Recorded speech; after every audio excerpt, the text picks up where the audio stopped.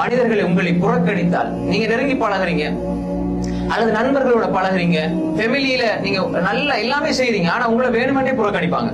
பார்த்திருப்பீங்க. நீங்க குடும்பத்துக்கு உதவி செய்வீங்க, குடும்பத்தோட நல்லா இருப்பீங்க, சில பொழுது எங்களோட நெருங்கி இருக்கின்ற உறவினர்கள் கூட நம்மளை பார்த்து பொறாமைப்படுவாங்க. அது மனித இயல்பு. கூட பிறந்த சகோதரர்கள் கூட பொறாமைப்படுற நிலை இன்று இருக்கிறது. அப்ப சகோதரி, அதே போன்று சகோதரர்கள், நண்பர்கள், அவன் பாரு எப்படி இருந்தா இப்ப எப்படி இருக்கிறான், சைத்தான் போடுவான். அந்த உள்ளத்துல போட்டு உங்களை புறக்கணிப்பார்கள். நீங்க எல்லா உதவிகளும் செய்வீர்கள், காயப்படுத்தப்படுவீர்கள். فَإِن تَوَلَّوْا فَقُلْ حَسْبِيَ اللَّهُ لَا إِلَهَ إِلَّا هُوَ عَلَيْهِ تَوَكَّلْتُ وَهُوَ رَبُّ الْعَرْشِ الْعَظِيمِ فَإِن تَوَلَّوْا فَقُلْ حَسْبِيَ اللَّهُ.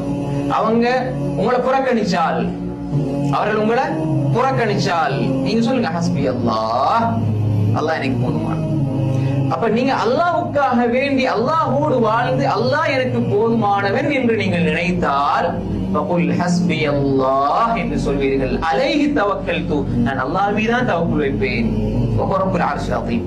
அப்ப மனிதர்கள் உங்களை புறக்கணிக்கிறாங்களா, நீங்க என்ன நினைக்கணும்?